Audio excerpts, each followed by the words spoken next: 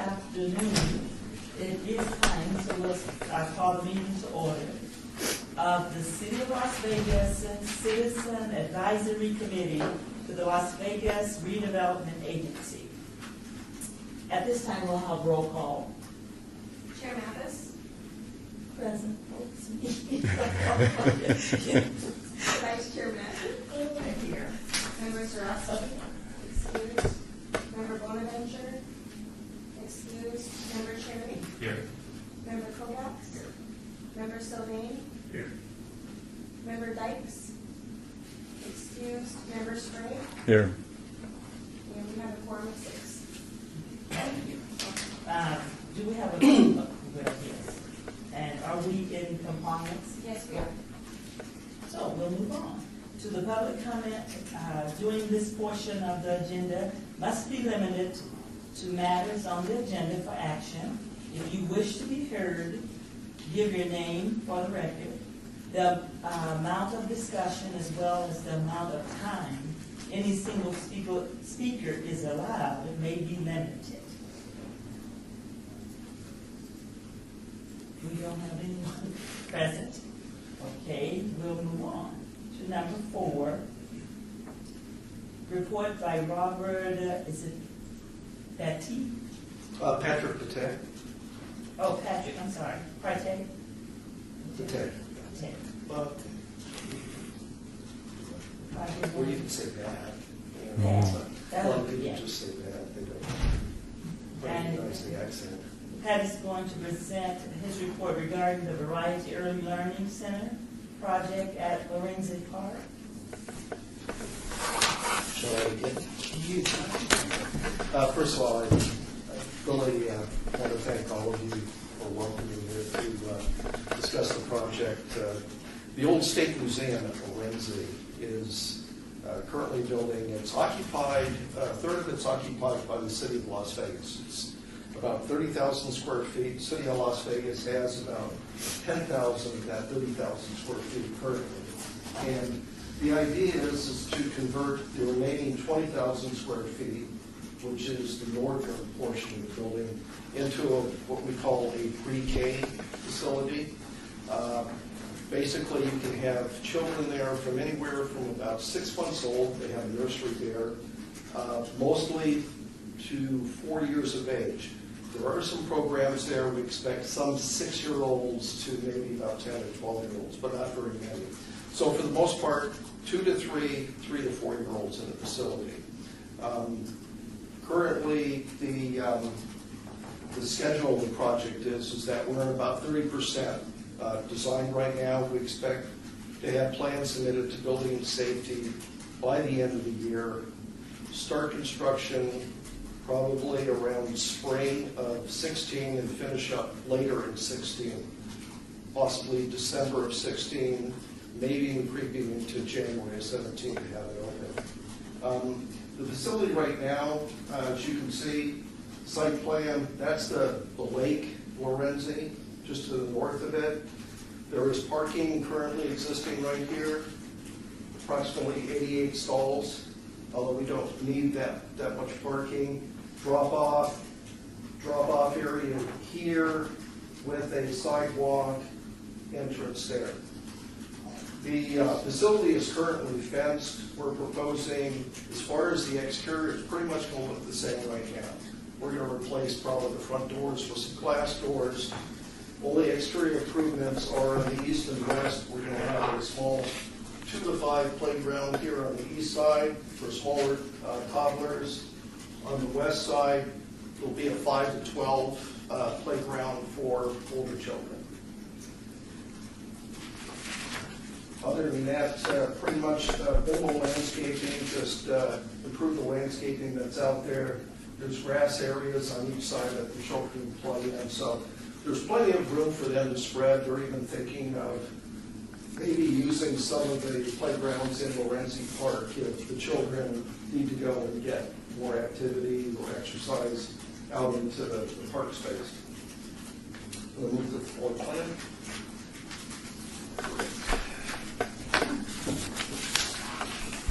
Can everybody see this okay? This presentation. As I was saying, This portion down here, that's the city, 10,000 square feet that the city has. I believe it's leisure services. Most of it right now is just storage. Portion that the Variety Early Learning Center will have, along with CCSD, will be portion that you see in beige there. Just to answer any of your questions, the funding for this project is what we call set-aside funding. Legislature AB 119, 18% of tax revenues in redevelopment areas are set aside for either infrastructure or education. This happens to have a CCSD component to it, so it qualifies for that funding. We anticipate the total project cost of this to be about $3.5 million. Right now, just taking you briefly through the floor plan, CCSD will have 3 classrooms. Variety Early Learning Center will have 9 classrooms, so it'll be a total of 12 classrooms. And Variety will also have a nursery area. A small,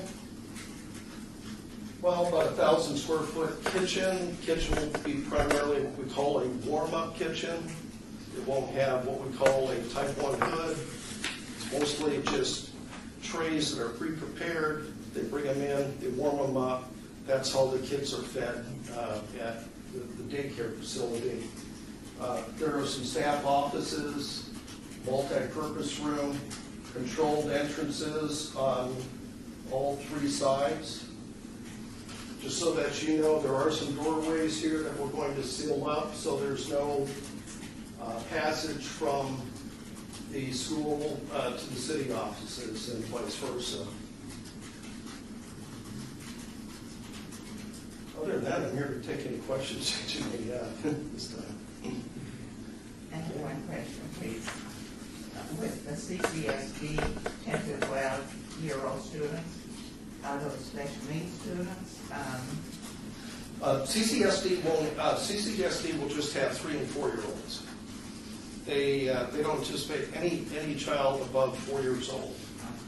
Okay. And I'm not quite sure what that group's going to be. If it's going to be a special needs type of child that they're going to have in there, but possibly they already have a variety school that takes autism type students. They have, according to what their program is for me, they're just regular pre-K children at this time.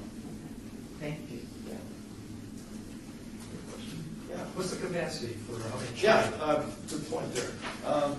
The capacity are limited by the state. The state is one child per 35 square feet. So the total capacity of the 3 CCSD classrooms is about 60 students, 60 children. Of the 12, that Variety has approximately 160. So capacity right now is about 220 children that we have for a pre-K facility, which that's expanding a lot of the pre-K that we have here in the valley, which is good. It's desperately needed. Follow-up question. It's a 5-day-a-week operation or a week? Yeah, 5 days a week. I don't believe it goes too much beyond 6 o'clock. Mostly working parents dropping off children, and that's what pre-K does. Although they have like 6-month-old children in the nursery, which is pretty young. Another question is, Member Kovacs. This may be silly since I don't have kids. There's no silly question. How are the kids that will be here selected? Is it just parent sign up, or is it? I don't think it's any different than the current Variety daycare facility that's right there near the Doolittle Center or on D Street. I think you just apply and you just you have applications, you apply and they'll accept you. I don't know if it's need-based or not, but it's really for working parents that can't afford. It's going to be affordable daycare for them. And as you know, Variety is a nonprofit organization. Of all of you aware, they run strictly on donations and assistance where they can get it. And CCSD, of course, that's a school district. So. Chairman Mathis, and they do accept children just by application, Yeah. but they also have scholarships. So, meaning they're trying to make sure the children that really need it, or parents, families that need the assistance, they're there to serve. They accept donations too, if they Exactly. want to donate or a worthy cause, they can go online and on the website, a variety daycare, and on there they'll have information about this facility and what they're about, their mission statement. They've been here, I don't know how many years, maybe about 15, 20 years, have been at least at the location they're at now. What we're going to do is that's part of the redevelopment of West Side School. I don't know if you're aware of that. That site, West Side School is being redone. Variety is adjacent to West Side School. Councilman Barlow, once West Side School is complete, this facility is up. Children are going to be moving from the existing Variety Center into this facility. We'll still have more capacity. I believe they're at about 120 right now. We can hold up to about 160, I said, for their group. So we've got a capacity of maybe about 40 more students. The site that Variety vacates will be developed. I believe at this time we're looking at maybe some type of commercial enterprises in that area for that site. Chairman Mathis, did I hear you say that they're not going to be ready at the same time, right? No, they won't. And unfortunately, there is a time lapse that I said that this was going to be ready at the end of 16, early 17. We anticipate probably a lapse of about 6 to 8 months before our facility is complete. West Side School is going to be complete probably July of 16.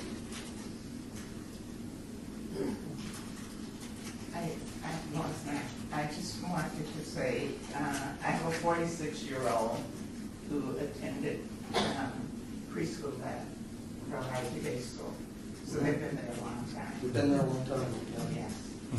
Now, most likely there's one building on that site that will probably end up saving, but most of the structures that are there will be demolished and developed into other, I don't know what the program is there right now, but I've heard some like small commercial, perhaps retail, that area. I'm not a marketing guy like you, Sam, but they could make a commercial, coffee shops go there. More power to them. It's kind of a tough sell, but depends on how you build it, I guess. I do have one question, Member Cherry. So this is driven from redevelopment funds through the statute, but you can use it anywhere in the city? No, it only qualifies in the redevelopment area or within 1 mile of the redevelopment boundaries. So the funds come back to redevelopment? Yeah. Now, what I was saying, there has to be an educational component to it, because if CCSD wasn't in this facility, it wouldn't qualify. Every city that the state statute has a certain, I think it's over 300,000. I know that Henderson is obligated to have set aside funding also. We have probably about 15 million that we're going to set aside for the academy. A lot of municipalities just give it to CCSD and let them procure like development and hire the architects and develop it that way. This happens to be a city facility, so we're kind of overseeing the plans and the construction of the project. It's somewhat unique in this case. Sorry, Connie Callow, Chief Deputy City Engineer. I just wanted to address Member Charity's question. So we have legislation, like Pat was mentioning, NRS 279, Yes. the redevelopment set aside for education and some of it was for affordable housing. And the school district is a public school district is a component of the educational set-aside. So the City of Las Vegas Redevelopment Agency entered into an MOU with Clark County School District for the use of redevelopment set-aside funds for Clark County School District facilities such as the early childhood Right. facility. Yeah. So there has to be that nexus with the school district, the public school district, and using our redevelopment set aside, and then the city of Las Vegas is actually using those funds to build this facility for the use of CCS. And there's other ones too that they look at to improve the facilities that are in the redevelopment area.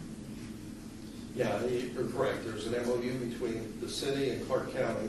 And then from that MOU, we're going to do an interlocal with Clark County for this facility. An interlocal will just define leasing requirements and utility bills and that between the city and CCSD and the city of Variety. So, And this was a unique situation because there will no, the Variety Daycare Home right now is in that old facility next to the Stark West High School, but it's not going to be purchased for that anymore.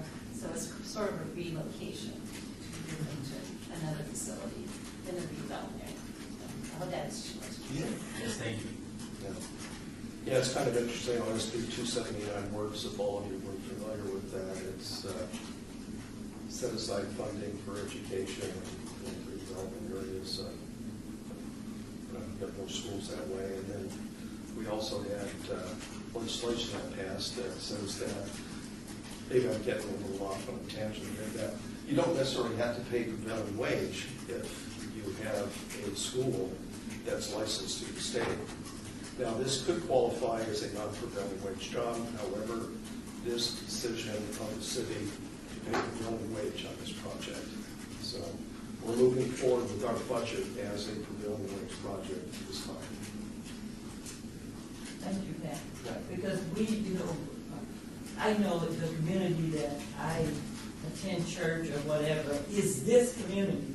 And I thank you for the information because we get lots of questions about Variety and West Las Vegas School and Power 88 because they're all in the same lot. Right. If anybody has a question on the contractor, it is what we call a CMAR, construction manager at risk. Core construction is the CMAR on board.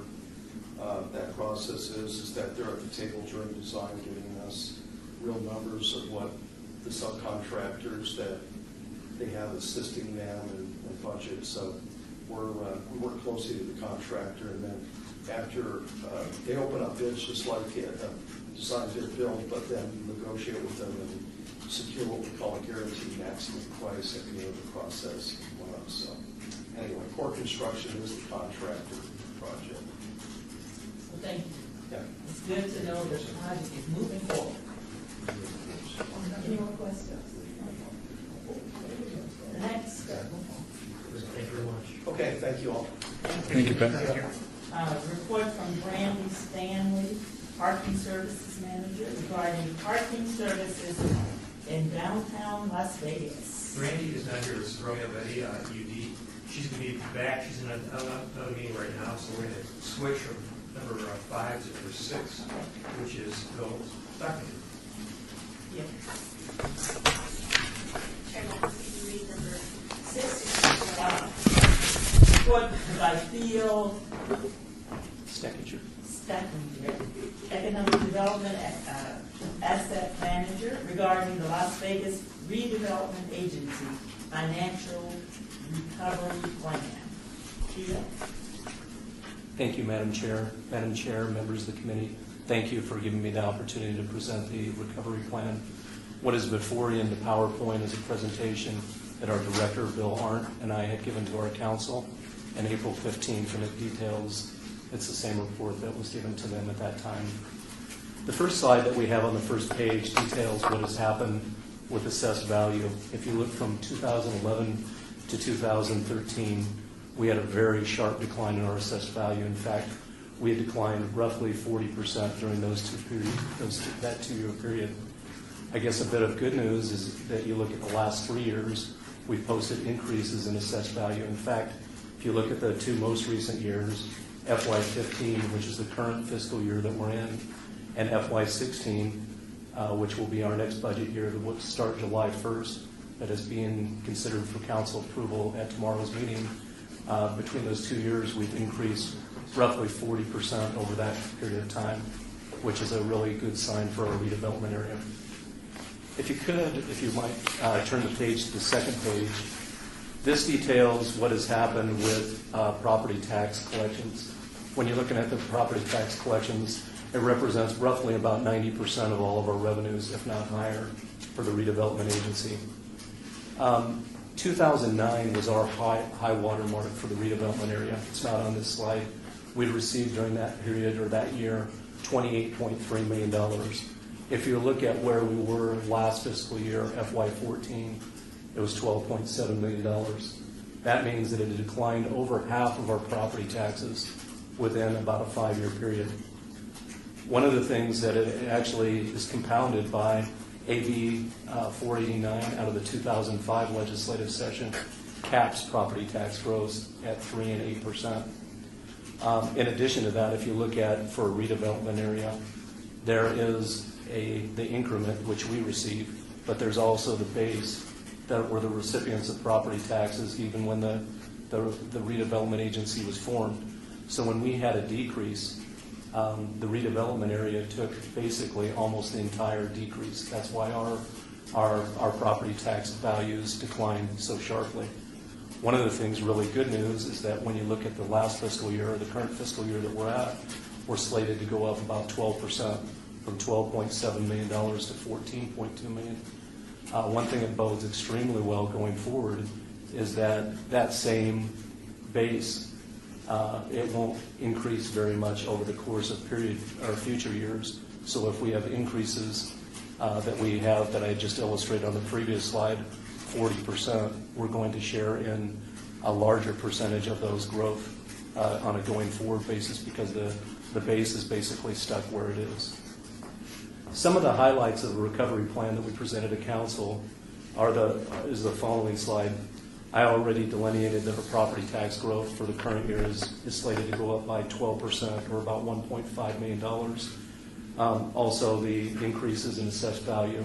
In fact, for this upcoming year, our assessed value is increasing by 25.5%.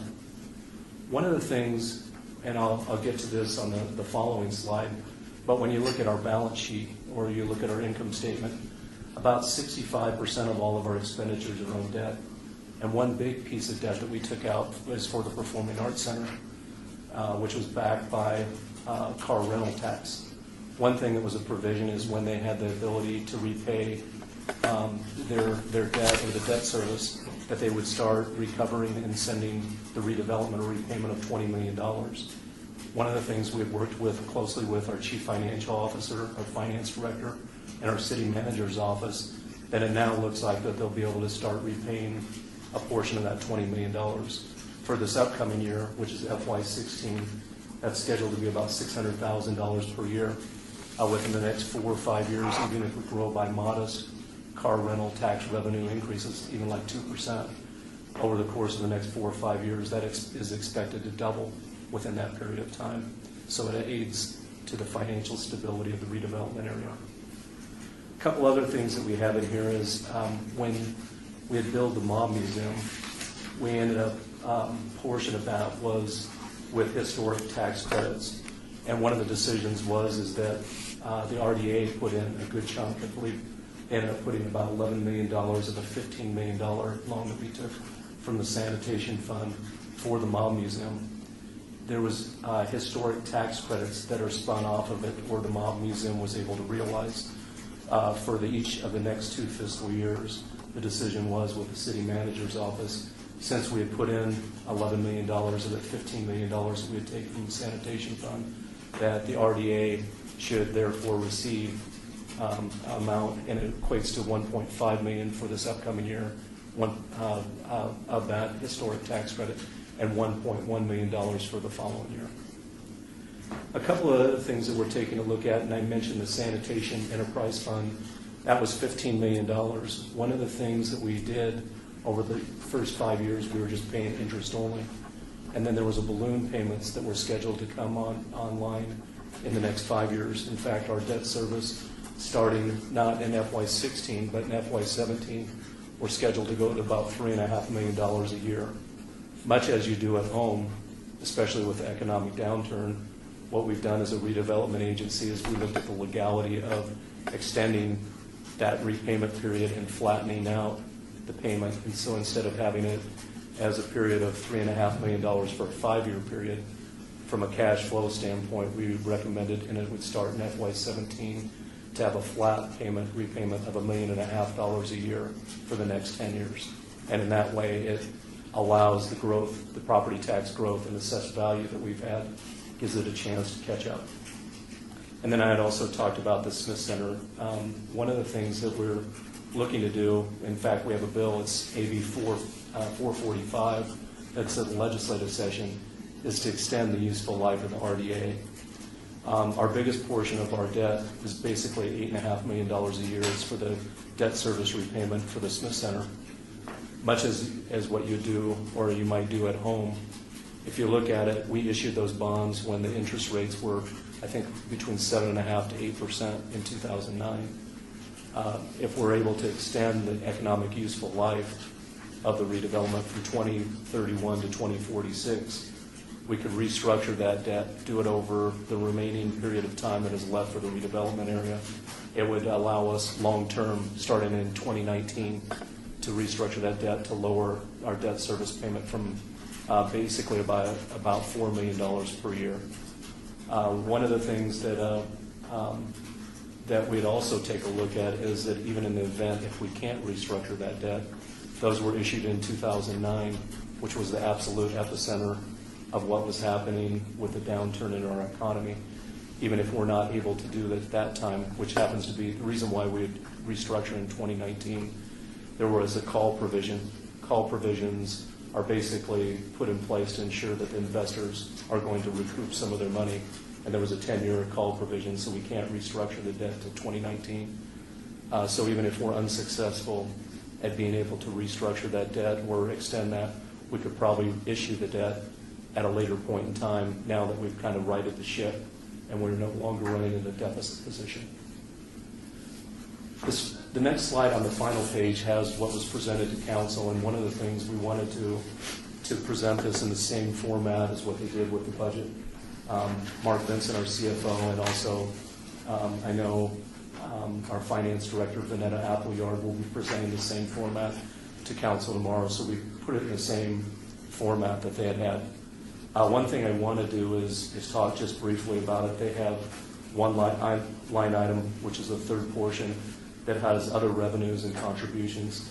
For purposes of governmental financing, some of that, in fact, over this fiscal year and also the next 2 fiscal years, some of those are what I call or term as rainy day funds. They were put in CP5 when we had a better time, when our revenues were going at a greater extent. There was $7.3 million that is scheduled to be transferred for the next 3 fiscal years, which is $2.9 million for the current year and $2.2 million for each of the next 2 fiscal years. One of the things I wanted to note that, because one-time monies are fine and they serve a purpose, but long-term, as far as your financial plan, you have to have reoccurring revenues that exceed or at least at your level of reoccurring expenditures. And one of the things that allows us the flexibility to catch up over that period of time. A couple of the highlights, if you look at FY14, we actually had, for that fiscal year, a shortfall of expenditures over our revenues of $5.5 million. It's towards the latter or the very bottom of the page. In fact, it's the first column that is in yellow. For the current year, not only for the current year, but for each of the next 5 fiscal years, between restructuring our debt, which I just detailed, and also the increases with revenues, both in respect of property tax and also the repayment of the Symphony Park or the Performing Arts Center repayment, we're slated to run at a surplus for each of the next 5 fiscal years. And if you look at when you get out past a couple years, even excluding those transfers as they burn off, our our revenues will exceed our expenditures. And you can see at the very bottom line of this, it has the ending fund balance. We had last fiscal year $16.9 million, and we're slated to increase. In fact, it's supposed to be to go up over the next 5 years to about $31 million. I did want to just touch on this briefly because fund balance, as a lot of you around the table already know, includes cash and non-cash assets. So one of the things you want to take a look at too, and this next slide that I have is basically in response to Councilman Beers as well as Councilwoman Tarkanian asked the question, well, how much cash do you have? And one of the things that in itself is somewhat of a loaded question because we're required, because we had that debt issuance, to have a reserved cash amount of $8.5 million, which you can't touch. It's legally restricted. So one of the things I wanted to have on the following slide has the unrestricted cash, and that's basically at home and what you would have available in your checking or savings account to be able to spend. And you can see that FY14, if you look at it, we started with $9 million. We had burnt through the $5.5 million. In fact, we were down to $3.5 million of unrestricted cash balance. If you look at for the next 2 years, we're slated to increase that to the tune of almost $4 million to be basically up at $7.4 million. Things have definitely turned around. I think it's very much looking towards the positive, but we're not quite where we were a couple years ago. And one of the last things that I wanted to touch to is the last slide. We have really good news. One of the things, Standard & Poor's recently upgraded us from a BBB minus to a BBB, and that was even before what they've seen with some of the property tax growth that is in front of you. And the reason why they looked at it is the increases in assessed value, which was on the first slide, that we had a strong position in the cash reserves, not only in what we had in our fund balance, but also the $7.3 million, which was from CP5. We have a fully funded debt service reserve of $8.5 million. That's the restricted amount that I had mentioned. And then also we have an improved debt service coverage. In fact, if you look at a few years ago, our debt that we had on an annual basis was slightly below what we were getting for revenues. It was below 1 times coverage.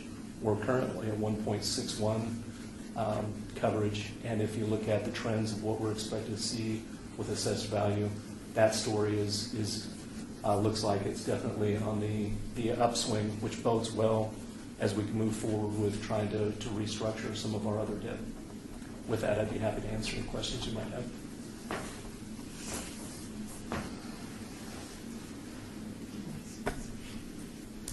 Thank you. Thank you. Thank you. Thank you again.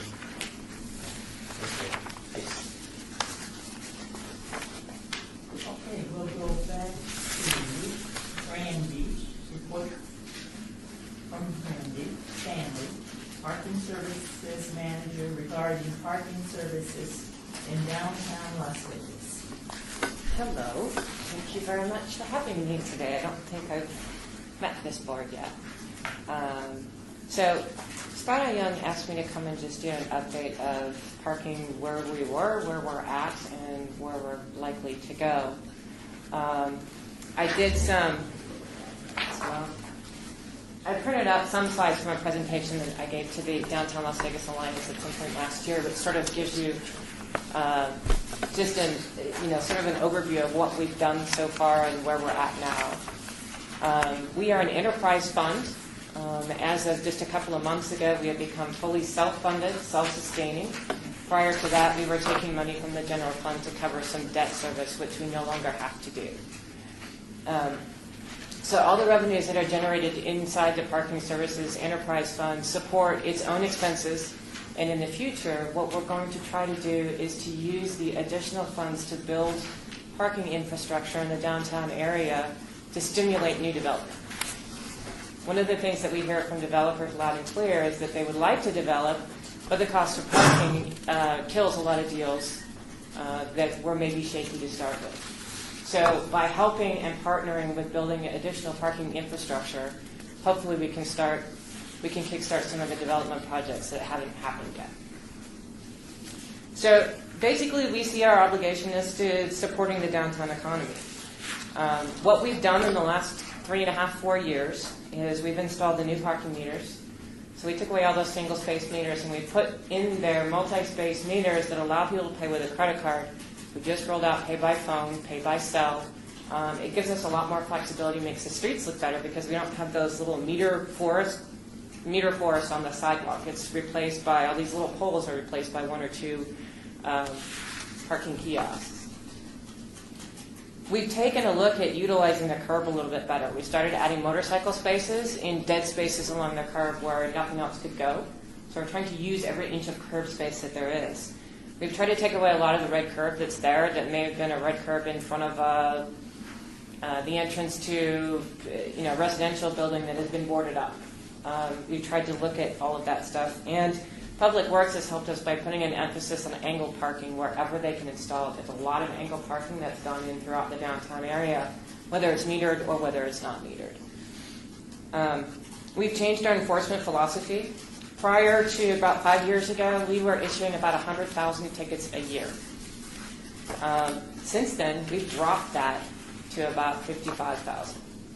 And we did that intentionally because we wanted to change our enforcement philosophy. We wanted willing paying customers. We wanted to do things, instead of realizing that we can always get a ticket at this place, we said, well, why do we keep ticketing people there? Is it a tree branches in front of the sign? Is it unclear signage?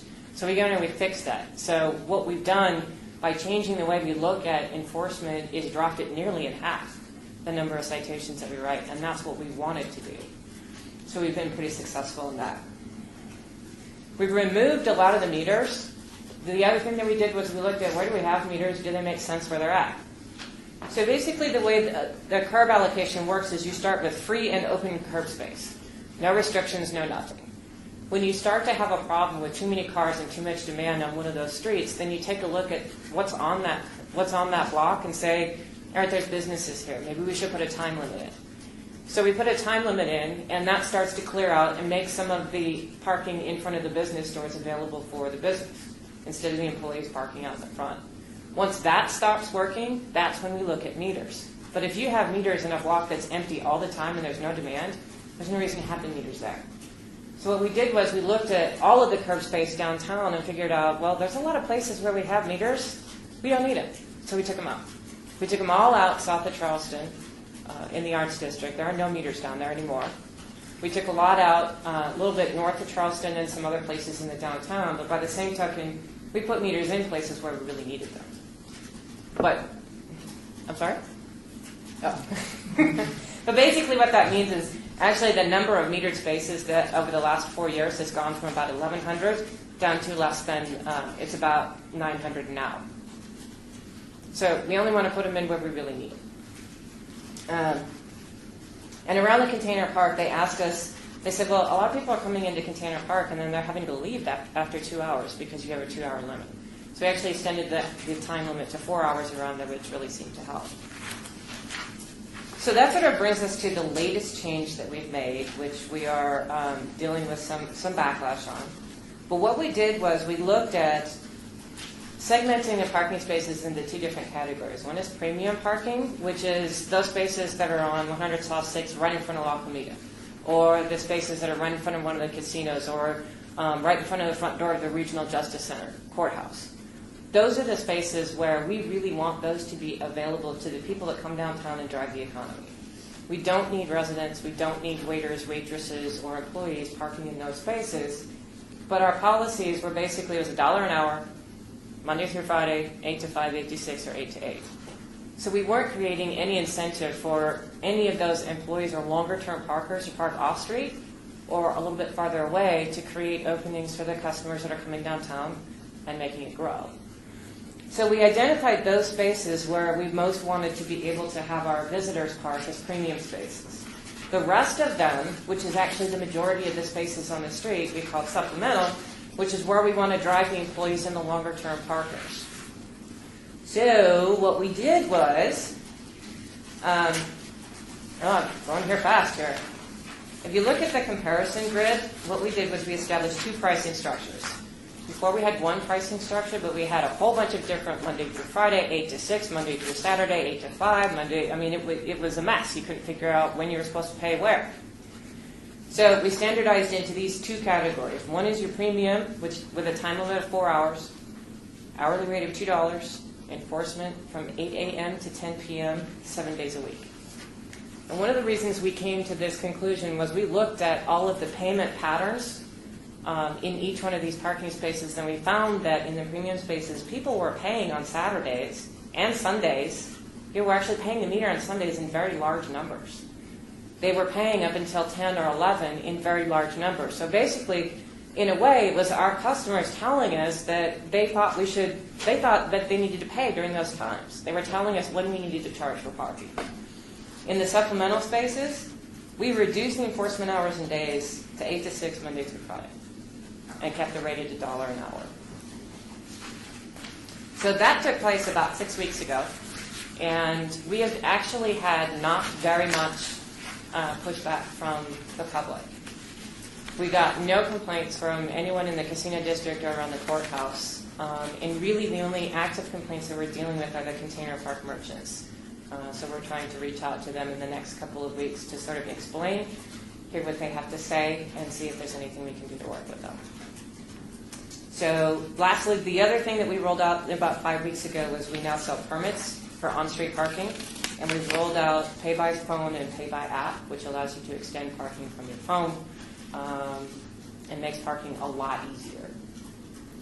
So that's pretty much where we're at. The only thing that we're looking at in the future is we're getting ready to introduce legislation or ordinance that actually cuts the late fees that we charge for parking citations by about 2/3. Right now our late fees are the most aggressive late fees in the country.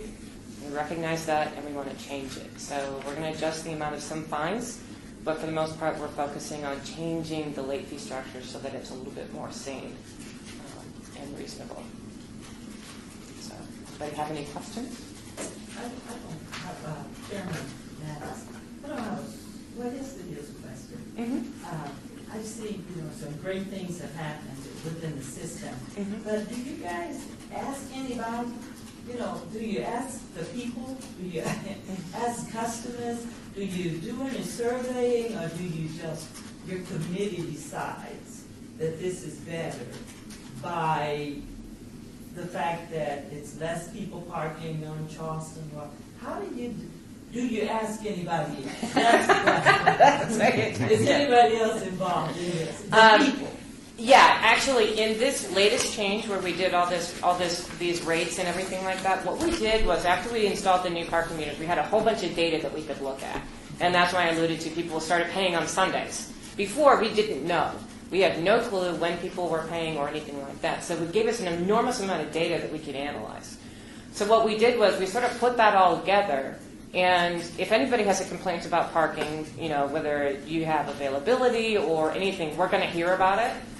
There are a couple of questions on the city's citizen survey. And parking access and information has come through in the last 2 years as the second worst part of being downtown, behind only the homeless. Only the homeless problem got worse scores than parking access and information. So that tells us that there's a problem with people finding parking and accessing. You can draw some conclusions. So we took all that information, put together, a proposal, and we took it to the Downtown Las Vegas Alliance. We also took it to the Fremont East Board and the Fremont East Entertainment District General Membership. We followed it up after another 3 or 4 months with the finalized plan. We issued press releases, we briefed the council. We had some enabling ordinances passed, and then we started putting it in place the last 6 weeks. So we did a lot of community outreach. Thank you. Mm-hmm. Trevor, if I could ask a question also, it's from your Betty. Something I should have had you talk about also. When Brandon first came here, there were 5 different city departments handling parking all over the place. Nobody talked to each other. Can you talk about that a little bit and what you did to change Sure. the mindset? Well, what had happened was during the recession, the city decided that they wanted to take a look at what the city of Chicago had done And what they did was they sold off 36,000 of their on-street parking spaces and the management and the fee charging to a private company in exchange for, I think it was like $1.9 billion. So during the recession, the city sort of looked at the same thing and actually issued an RFP to sell its parking inventory off. Ultimately, what happened was the city decided that they thought that it was better to retain control of the asset, hire in some expertise, and actually do the same thing, only under the auspices of the city. So I was fortunate enough to be selected for that. And my first 6 months, I just took a look at the market, what was going on, what wasn't going on. And there were 5 different departments with 5 very different philosophies that were managing all the city's parking enforcement, parking meters, parking contracts, parking garages. Everything was all over the place. So basically, we brought it all into a single department under a single organization and started managing everything from a customer service and economic development perspective. And that has enabled us to make a positive difference on downtown and actually make the system work for the city and improve what's going on downtown.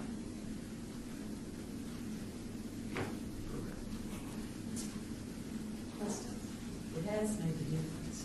Because some downtowns a lot. I'm so glad to hear that. I would say it's definitely made a difference. I mean, it's markedly the last couple of years.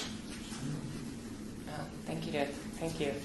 You've been receiving a lot of unappreciation over the last few days, so it's very nice for you to say thank you. But we just want you to keep moving it. Forward. We want you to just keep.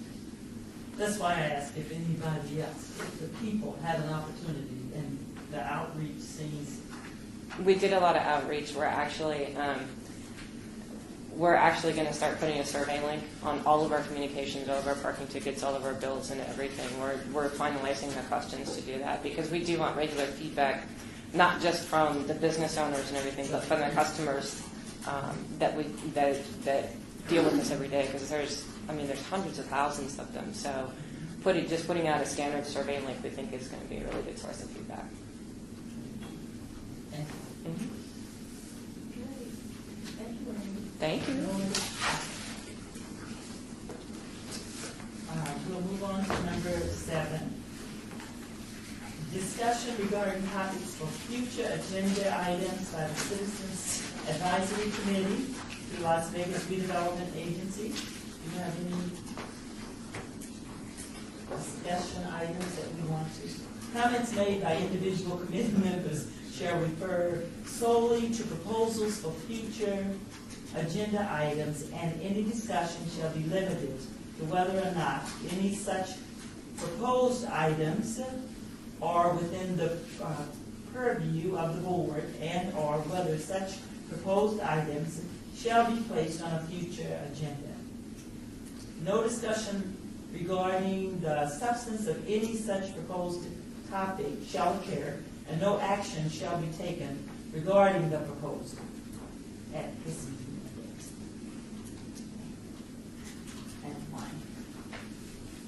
Most night, I would like to propose that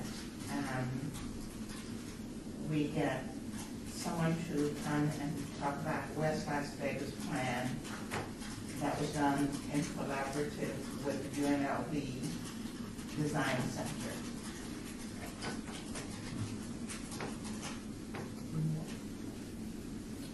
Member Chair, maybe we get an update on AB 445 as it moves through at our next meeting. Thank you.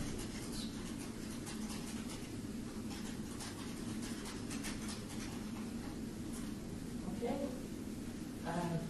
At this time, we can accept a motion to adjourn. Is that? Did I skip something? Oh, I skipped something. I'm sorry. Number 8, citizens' participation. Public comment during this portion of the agenda must be limited to matters within the jurisdiction of the board. No subject may be acted upon by the board unless that subject is on the agenda and is scheduled for action. If you wish to be heard, give your name for the record, the amount of discussion on any single subject, as well as the amount of time any single speaker is allowed, may be limited. Seeing none, at this time, we will accept a motion. Oh, Chair, I'm sorry. after you adjourn the meeting. Okay, so seeing none, the meeting is adjourned. Thank you, guys. Good job. Thank you very much.